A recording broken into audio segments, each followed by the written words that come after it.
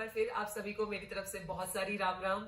और ये आज की जो वीडियो होने वाली है ये होने वाली है आज मेरा गला बहुत ज्यादा खराब है, तो इस मर्दाना आवाज के लिए मैं पहले ही क्षमा चाहती हूँ और आज की वीडियो में यही झेलनी पड़ेगी। ठीक है, तो मैं बता रही थी कि आज की जो वीडियो होने वाली है ये होने वाली है प्रीलिम्स की बुक लिस्ट। किसके बारे में?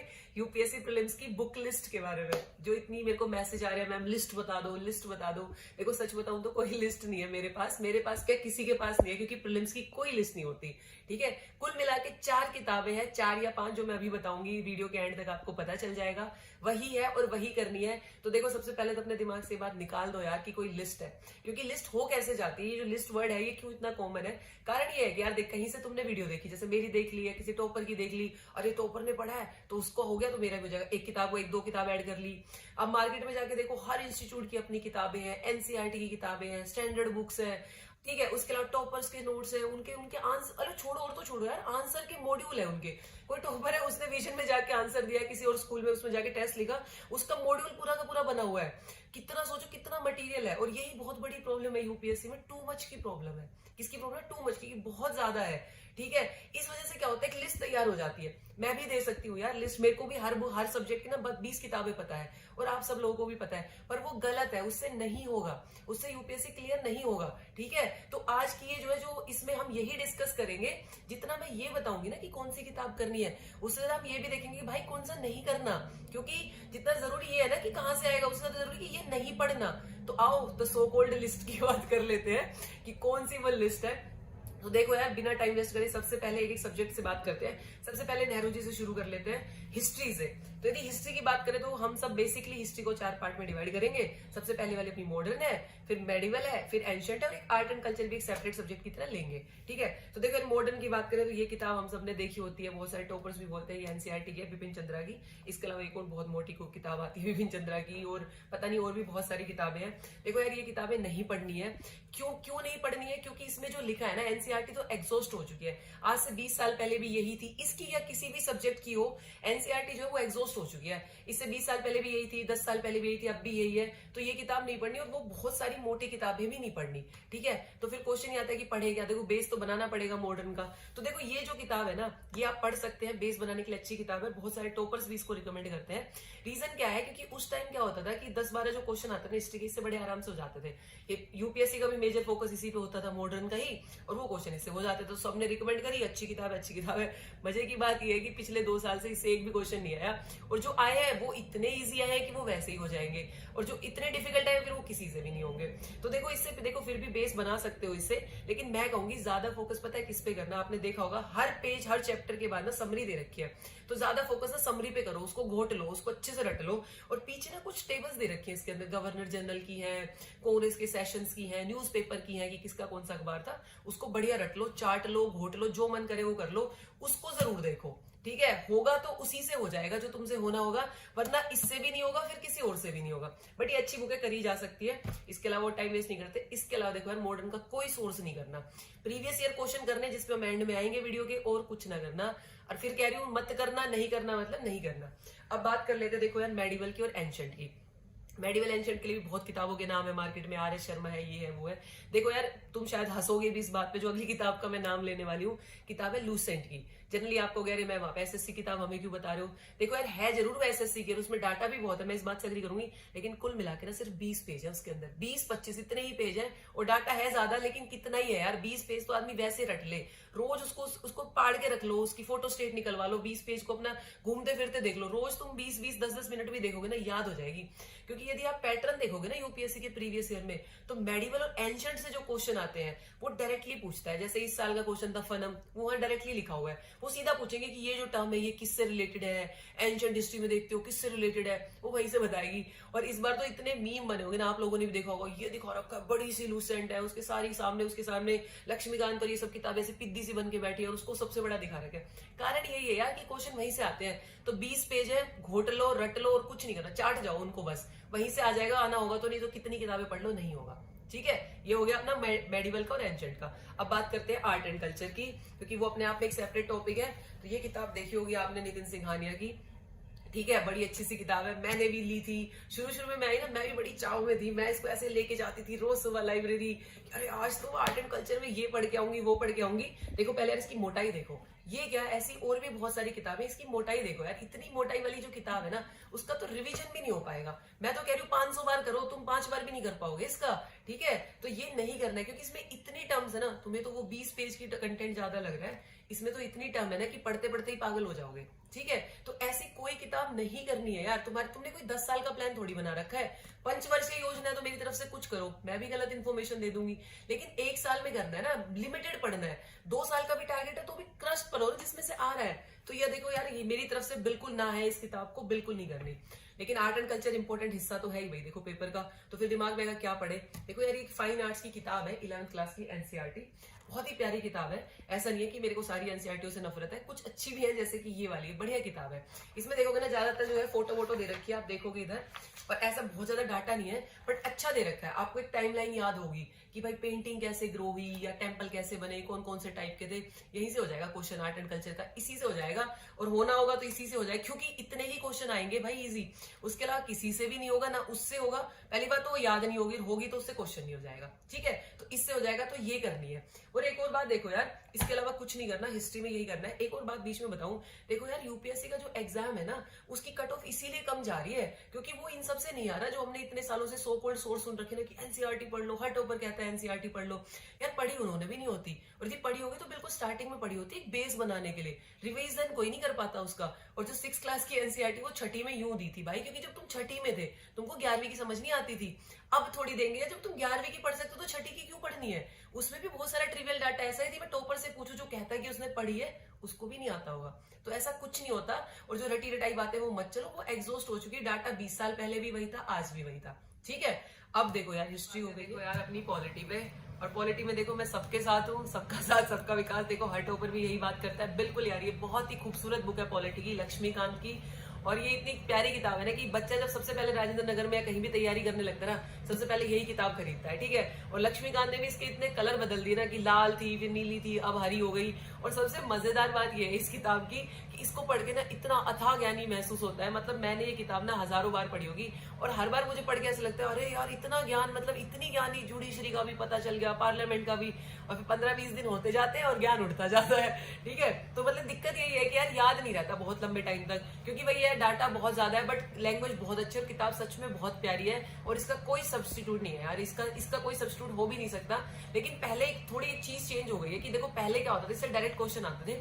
अब यूपीएससी ने देखो कुछ क्वेश्चंस तो ऐसे हैं जो डायरेक्ट ही आएंगे अभी भी, लेकिन कुछ क्वेश्चन ऐसे हैं जो थोड़े करंट में आते हैं, जैसे एक पेरोल फरलो का आ रखा था, या पुलिस कस्टडी का आ रखा था। देखो यदि आप डेली करंट अफेयर देख रहे हो थोड़ा बहुत, तो वो वैसे हो जाएगा, कॉमन सेंस से होगा। क्योंकि या तो बहुत एक्सट्रीम स्टेटमेंट दे रखी होगी कि पेरोल तो किसी की मना ही नहीं हो सकती, ऐसा थोड़ी है, क्यों नहीं हो सकती मना। ठीक है, या तो कोई एक्सट्रीम स्टेटमेंट दे रखी होगी, या तुम कॉमन सेंस से उसको कर लोगे, या फिर तुमसे कॉमन सेंस से करंट से नहीं होगा ना, तो मैं लिख के दे रही हूँ, किसी से नहीं होगा। इसलिए तो कट ऑफ कम जा रही है बाबा, इसलिए तो कट ऑफ कितनी 43-44% जा रही है, 87, 91 से 87 आ गई, और इस पर इसीलिए कम जा रही है क्योंकि यूपीएससी क्वेश्चन ही ऐसे पूछ रहा है जो किसी से नहीं हो रहे। ठीक है, तो ये करना है, बहुत अच्छी किताब है और इसको बिल्कुल करना है और ऐसे दिल से लगा के रखना है। ठीक है, तो ये करना है, उसके अलावा थोड़ा बहुत करंट तो है ही, वो देखना है, कॉमन सेंस से करना है क्वेश्चन। अब देखो पॉलिटी हो गई है, हिस्ट्री हो गई है, अब एक तीसरा महान बड़ा बेड़ा उठा लेते हैं, ज्योग्राफी का। भाई ज्योग्राफी ज्योग्राफी ज्योग्राफी इतनी हो रखी है। ऐसी आपने ये किताब देखी होगी आपने, ये किताब है, और ऐसी और बहुत सारी किताबें यार, माजिद हुसैन की, और पता नहीं कितनी किताबों के नाम है, खुल्लर उल्लर, इन सब लोगों की किताब है। देखिए इस किताब की मोटाई देखो, जैसे मैंने पहले आपको नितिन सिंघानिया के भी किताब में कहा था यार, इतनी मोटी किताब है, और ये लोग क्लेम करते हैं मार्केट में कि सारे जो आपके क्वेश्चन आएंगे ना यूपीएससी में से, इसी में से आ जाएंगे। अब मान लो, फर्ज करो कि भाई ज्योग्राफी में आ गए, मान लो 15 क्वेश्चन आए हैं, और मैं मान भी लूं, जो कि डिफिकल्ट है, पर फिर मैं मान लूं कि 15 के 15 इसमें से आ गए। पेज देखो यार, 700-800 पेजों की किताब है, तुम्हें लगता है तुम एक बार पढ़ के तुम्हें याद होगी? गारंटी हो ही नहीं सकती। और रिवाइज तुम इसे कर नहीं पाओगे क्योंकि मोटी इतनी है। जब इससे अच्छा कोई मुझे ये कह दे कि यार मैं तुम्हें 100 पेज की किताब दे रहा हूँ, उसमें से तुम्हारे 15 नहीं होंगे पर 10 हो जाएंगे, मैं गारंटी दे सकती हूँ कि मैं उस 100 पेज की किताब को तुम भी भाई 5 बार कर लोगे, उसको 10 बार कर लोगे, कम से कम 10 क्वेश्चन तो होंगे। इससे 15 आ भी रहे हो यार। ऐसे तो मैं एक किताब बना दूं नर्सरी से लेकर पीएचडी तक की, और मैं लिख के दे रही हूँ कि सारे क्वेश्चन इसी से आएंगे, पर वो प्रैक्टिकल थोड़ी है यार, खुद दिमाग लगाओ। मान लो आ भी गए क्वेश्चन, तो ना रिवाइज होंगे, कर भी नहीं पाओगे। ऐसी किताब से देख यार दूर रहो। ये हो, एक और बताऊंगी, मुन्नाल सर भी, उनकी मैं देख देख रही थी, अभी मार्केट गई थी 2-3 दिन पहले, मैं देख रही थी इतनी मोटी हो गई उनकी। मैं कहा यार ये किसी कोई बच्चा कैसे कर पाएगा, और कर लेगा यदि गलत इन्फॉर्मेशन के चलते, फिर वो रिवाइज नहीं हो पाएगी। और रिवीजन सबसे ज्यादा इंपॉर्टेंट है यार। हमारे दिमाग में एक फोटो मेमोरी होती है, हमें ना पेज याद आता है, इसलिए हम हमेशा कहते हैं हर टॉपर और सब बच्चे, मैं भी इसीलिए कह रही हूँ यार एक किताब से पढ़ो। एक किताब से क्यों पढ़ो? एक किताब से क्योंकि जब हम किताब पढ़ते हैं ना, वहां पे अपने नोट्स भी लिखते हैं, कुछ समझ में नहीं आया वो भी लिख लेते हैं, और हमारे दिमाग में वो छपने लगता है। इसलिए कहते हैं कि वीडियो भी हमेशा एक ही बंदे की देखो, और किताब भी एक से, ताकि आपको दिमाग में वो शब्द गूंजे और फोटो सामने आए। कि बहुत प्रेशर होता है यार एग्जाम में, प्री का पेपर है ना, बहुत प्रेशर में बैठे होते हो, ऐसे से एक बार रैंडम पड़ी हुई चीजें कभी याद नहीं आती, ठीक है। तो प्रेशर में ना सिर्फ वो फोटो मेमोरी याद आती है कि हाँ यार वहां एक पेज था, उस पेज पे मैंने वो लिखा हुआ था। वैसी मेमोरी तब होगी जब रिवीजन होगा। 500 बार रिवीजन, क्या मतलब कितनी बार कर सकते हो उतनी बार रिवीजन होगा। ऐसी कोई भी किताब नहीं पढ़नी यार, बिल्कुल भी नहीं पढ़नी। तो देखो यार, फिर पूछते हैं कि ज्योग्राफी के लिए क्या पढ़ सकते हैं, और एक बहुत कॉमन क्वेश्चन है, मैंने बहुत देखा है क्योंकि मैं खुद टीचर भी हूँ ज्योग्राफी की, कि मैम ज्योग्राफी के लिए 6ठी से 12वीं की एनसीईआरटी कैसी रहेगी। देखो यार, मैं फिर बता रही हूँ, 6ठी की एनसीईआरटी भाई 6ठी में यूं पढ़ाई जाती थी क्योंकि तुम्हें कुछ समझ नहीं आता था, तुम्हारा मन है ना पढ़ने का। तो 11वीं और 12वीं की 4 किताबें हैं, 2 है वर्ल्ड की और 2 है इंडिया की, मोर देन सफिशिएंट है, अपने आप में भरपूर है, वही पढ़ लेना और कुछ मत पढ़ना। 6ठी से 10वीं की तो बिल्कुल भी नहीं पढ़नी, ठीक है। उसके अलावा प्रीवियस ईयर क्वेश्चन है, क्योंकि अब देखो जो कोर ज्योग्राफी वाला पार्ट है यार, वो आना बंद हो गया। पहले जियोमॉर्फोलॉजी में बच्चे पागल हुए रहते थे, परतें कैसे बनती हैं, प्लेट कैसे आती है, ये वो पूछे यूपीएससी ने। पीछे 10 साल का पेपर उठा के देखो, 5 क्वेश्चन भी नहीं आए उससे, और बच्चा ना अपने पूरी प्रिपरेशन का 70% टाइम वहीं पे रहता है। तो क्वेश्चन आते कहां से? हमेशा ना पिछले साल का ट्रेंड देखा करो। पिछले 10 साल में ना क्लाइमेटोलॉजी से 25 क्वेश्चन आए हैं। और क्लाइमेटोलॉजी क्या है यार? कंसेप्ट है पूरे, कि तूफान कैसे बनता है, अपना जो टेम्परेट साइक्लोन है कैसे बनता है, ट्रॉपिकल साइक्लोन कैसे बनता है। क्यों? क्योंकि क्लाइमेट चेंज हो रही है यार, क्लाइमेट चेंज हो रही है, तो वो हिस्सा अपने आप में इंपॉर्टेंट हो गया। अब पढ़ते तो आज से 10 साल पहले भी प्लेट टेक्टोनिक्स ऐसी थी, आज कन्वेक्शन सेल थ्योरी ऐसी थी, लेकिन देखो क्लाइमेट चेंज हो रहा है ना, तो वो करंट का भी पार्ट बन गया, तो वो इंपॉर्टेंट हो गया। तो वहां से क्वेश्चन आते हैं। ओशनोग्राफी देखो यार, पहले ओशनोग्राफी ना बड़ा अनएक्सप्लोर्ड सही रहता, वहां से क्वेश्चन नहीं पूछती थी यूपीएससी।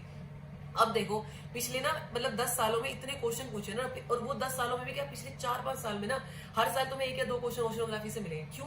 सी लेवल राइज हो रहा है, ये दिक्कत हो रही है, जो अपने आइस कैप्स है वो पिघल रहे हैं, ठीक है। तो ये वाला पार्ट हो गया, तो यहाँ ध्यान दो। ओशनोग्राफी और क्लाइमेटोलॉजी में हमेशा कंसेप्ट पे ध्यान दिया करो। जियोमॉर्फोलॉजी मेरी तरफ से तो बिल्कुल छोड़ देना, कुछ नहीं आएगा, एक क्वेश्चन आ जाएगा ज्यादा से ज्यादा, और उसपे तो तुम्हारा सिलेक्शन बेस भी नहीं है यार। उसके लिए इतना क्यों पढ़ना, 70% अपनी एनर्जी वहां क्यों देनी, ठीक है। तो क्लाइमेटोलॉजी, ओशनोग्राफी और इंडियन ज्योग्राफी पे काम कर रहा है, जो तुम्हारा एनसीईआरटी से कवर हो जाएगा। अब आता है पार्ट, इसी के साथ एक कोलैबोरेशन में पार्ट है एनवायरमेंट का, और उसके अलावा है मैपिंग। देखो यार, मैपिंग का तो मैं मानती हूँ, देखो मैं मैपिंग को कोई सब्जेक्ट नहीं मानती, मुझे लगता है कि मैपिंग ना हैबिट होनी चाहिए, आपकी आदत में होनी चाहिए। एटलस है, ऐसे हम सबने देखा है मार्केट में मैप आते हैं यार, जहां मन करे ना वहां चिपका लो, जहां तुम बैठ रहे हो, जहां तुम मतलब सो रहे हो, अपनी छत पे चिपका लो, दीवार पे चिपका लो। 10-10, 20-20 रुपए के मैप आते हैं, जहां तुम्हें लगता है ना कि तुम दिन के 5 मिनट बैठ के अपने बंदे बंदी से बात करते हो, अपने कुत्ते के साथ बैठते हो, जहां तुम्हारा मन करे ना वहां मैप चिपका दो। सिर्फ नजर पड़ेगी ना, याद होने लगेंगी चीजें, अच्छा ये कंट्री यहाँ है, अच्छा ये यहाँ है। नजरों में जब कोई चीज आती है ना, धीरे धीरे तुम्हारी इमेज बनने, वही फोटो मेमोरी बनने लगती है, और वो ऐसे ही होता है। और अपनी ये एटलस है यार, ये वाली ले लेना, कोई भी तुम्हारा मन करे, एटलस देखते रहो, मैप देखते रहो, धीरे धीरे याद होने लगेगी, नॉर्मल तुम्हें ना एक बेसिक आइडिया आने लगेगा।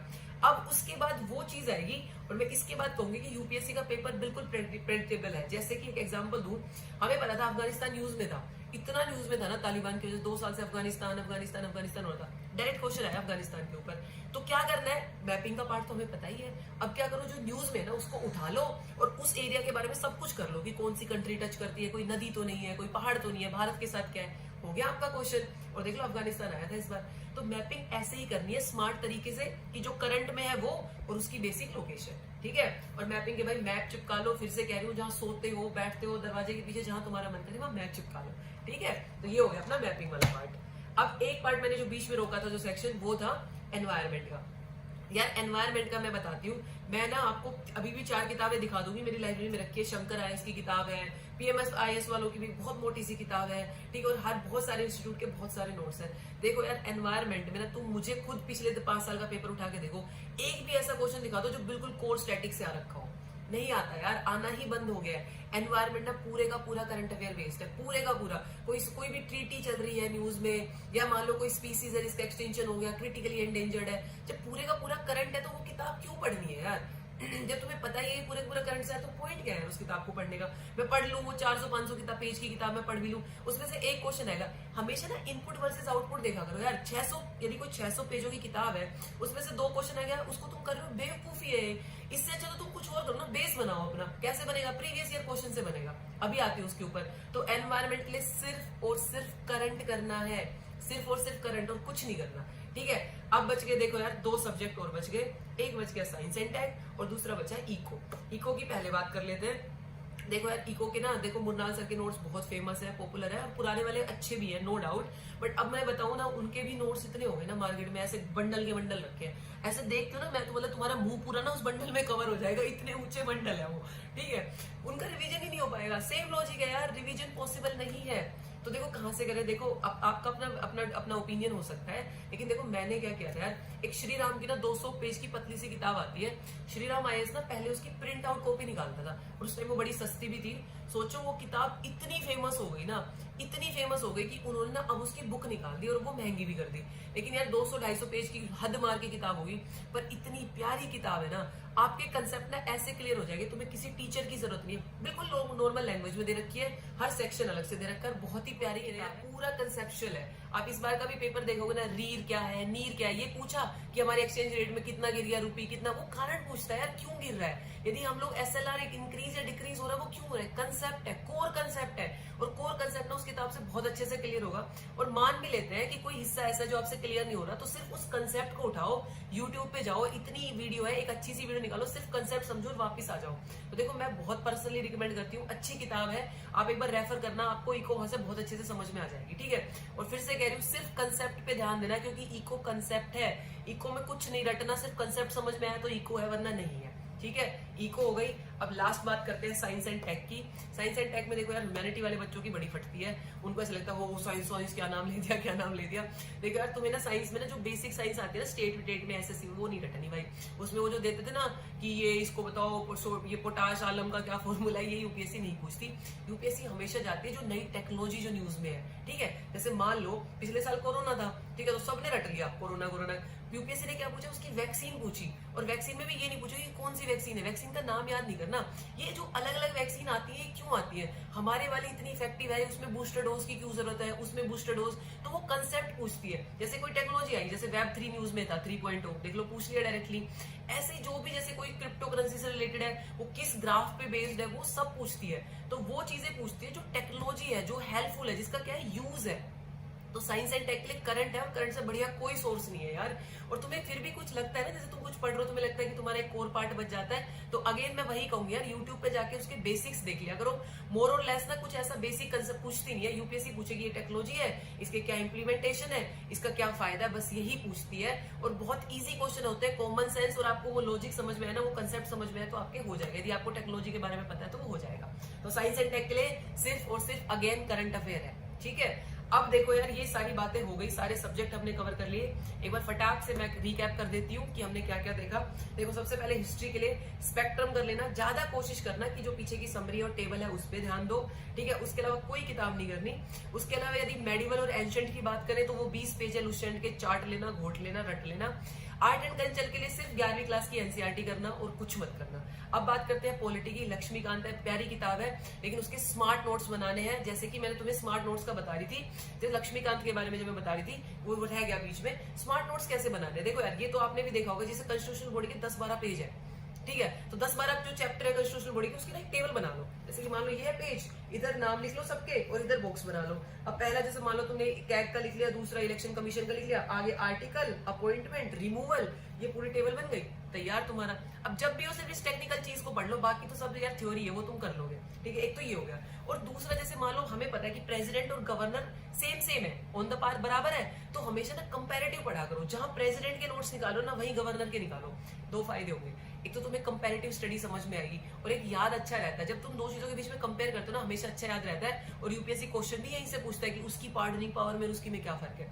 सिमिलरली पीएम सीएम एक साथ कर लो, पार्लियामेंट स्टेट लेजिस्लेटिव एक साथ कर लो, राज्यसभा और स्टेट लेजिस्लेटिव जो है वो एक साथ कर लो, काउंसिल जो है स्टेट वाली।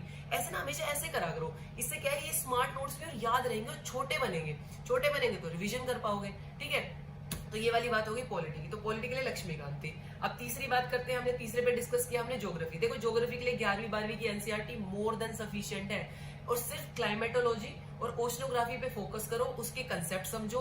मैपिंग देखो मैं सब्जेक्ट नहीं मानती, जहां मन में वहां चिपका लो, उसको रोज देखा करो, और जो करंट में जो लोकेशन रहती है उस पर ज्यादा फोकस किया करो। एनवायरमेंट के लिए हमारे पास क्या है, अगेन करंट अफेयर है। साइंस एंड टेक के लिए फिर से करंट अफेयर है। कुछ नहीं करना भाई, टेक्नोलॉजी देखो। करंट भी कोई रैंडम करंट नहीं, जो टेक्नोलॉजी नई न्यूज में आ रही है, किस बेस पे आ रही है वो देखो। और लास्ट में अपना बचा था इको के लिए श्री राम वालों की बड़ी प्यारी किताब है, वो देख लो।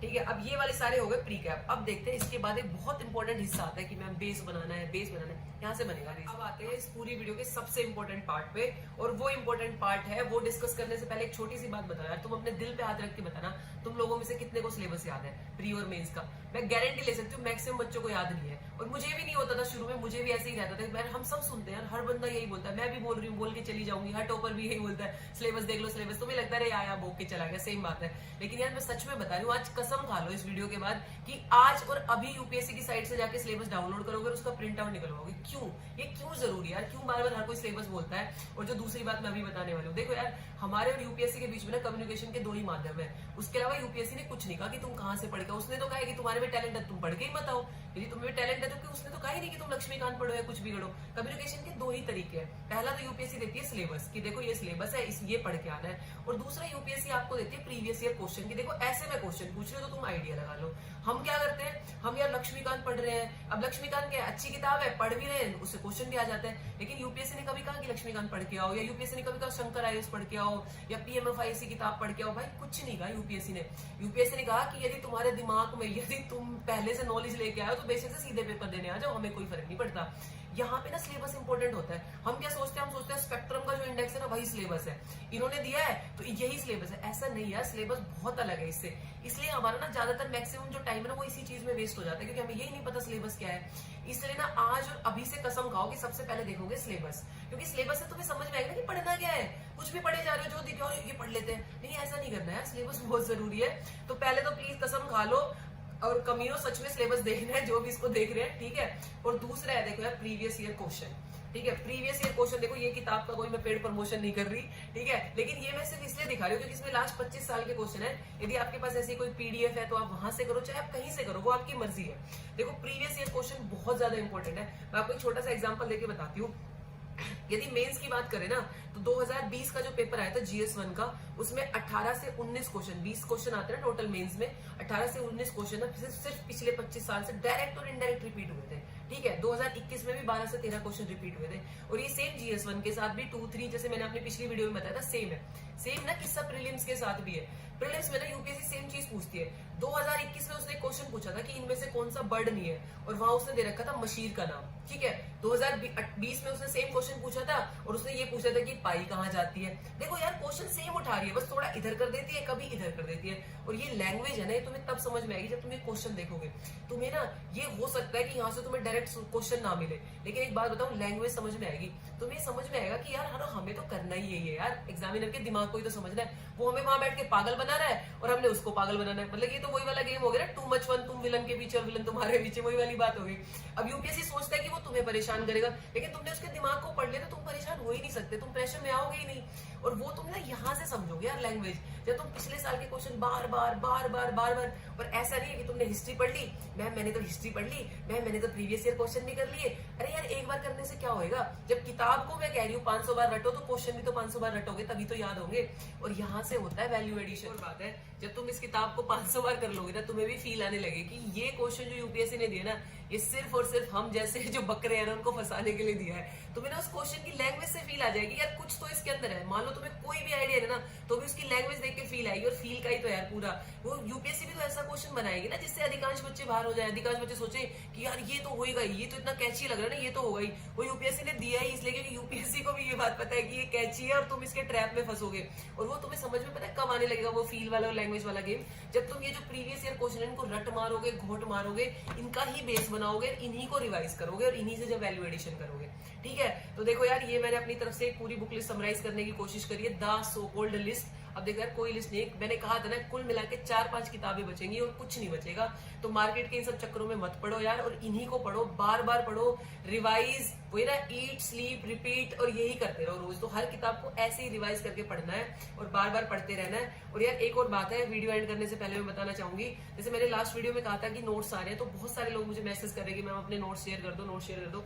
यार मैं भी नोट्स शेयर करना चाहती हूँ, बट वो हैंड रिटन है, और मैं सच बताऊं तो इतने गंदे बना रखे ना, मैं जब भी पढ़ती हूँ ना अलग पेन से पढ़ती हूँ, यहाँ ऐसे गोल है, यहाँ ले जाके, इस वजह से ना वो तुम्हें समझ में नहीं आएंगे।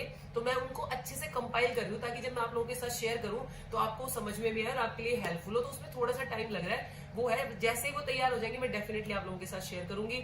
यदि आपको वीडियो पसंद आई हो तो प्लीज वीडियो को लाइक करो। आपको लगता है कि यदि ये हेल्प करेगी तो अपने यार प्यारो दोस्तों के साथ इसे शेयर करो, और यदि आपने चैनल सब्सक्राइब नहीं किया तो प्लीज सब्सक्राइब कर लेना। Thank you so much. Ram Ram आप सभी को।